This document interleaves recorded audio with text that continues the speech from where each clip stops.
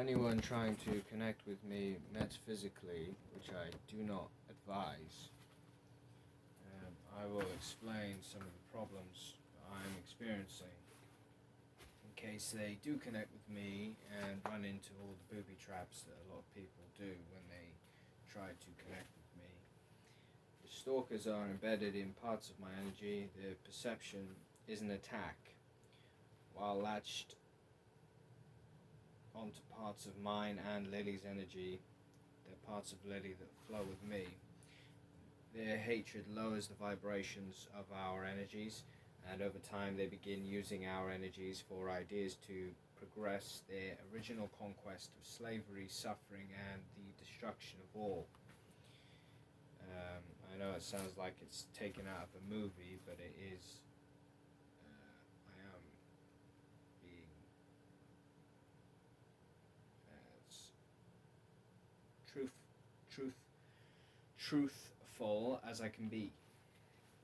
Myself in particular, that's the Swedish stalkers in particular, they're always there. I see them in my dreams. There are other stalkers, my neighbors too. They spy on me whenever I'm at home. It's easy for them because I'm in a vulnerable state. It's the neighbors upstairs, they're above me now.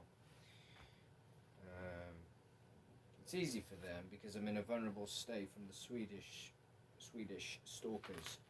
That's the neighbors upstairs, Lee, Darren, and Lee's mother. They've been doing that for probably a year, 2 years.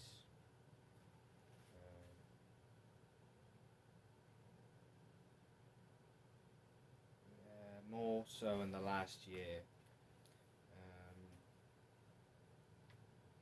More on and off last 2 years. Year and a half, I'll say. But a lot over the past year and more recently, all the time. Once certain spirits gain control of my mind, so this is another booby trap people run into if they try to connect with me. Once certain spirits gain control of my mind, they use it to put out provocative messages collectively over time, and these can be quite big plans. So it can be very subtle at first, sort of strange messages that don't make any sense, and combining those with other strange little messages that don't make sense, suddenly they formulate into a strangely paranoid conspiracy, maybe about me or about them, or eventually both.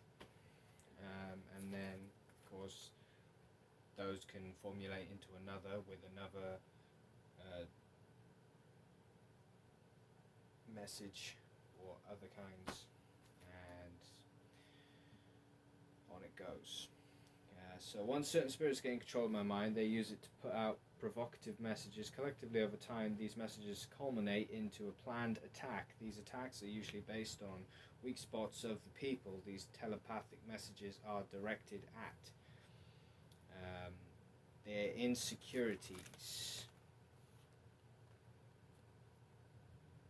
See how I made it big? Their insecurities. So your best safeguard,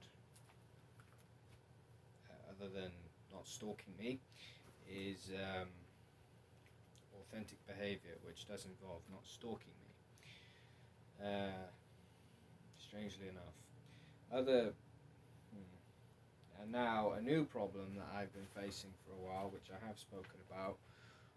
In fact, I've been whining about it in quite a few videos, but I'll mention it again anyway. Now a new problem, Deanna, that's J.R.'s spouse, she is traumatized from the loss of J.R., and she's lost control of herself in many ways, and she won't stop attacking me, and it's getting worse. As I have spoken about previously, while I'm in a vulnerable state,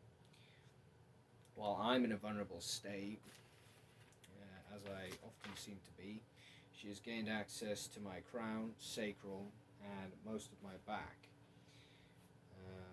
She often possesses these areas and switches off my feelings. It's a defense mechanism. She's afraid of me.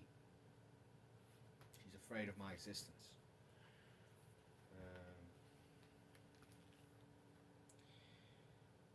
This causes more of my safeguards to switch off. She's trying to stop me from talking. This causes more of my. So she possesses all these parts of me with her hatred. Quite a vague way of putting it, unfortunately. And switches off my feelings. This causes more of my safeguards to switch off, and it causes me to connect with other lower vibrational beings. She gives me what I would call bad luck. I have noticed a lot more people mistreat me in various ways, which I will not go into. Her influence is involved in quite a big way now. What's more of a bother, and although they are linked, is switching off my emotions, which were my defense against the Swedish stalkers.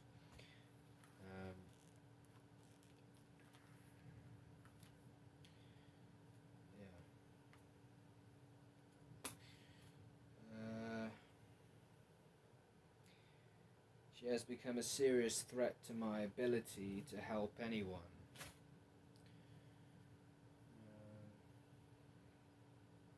Which of course is what I'm here for.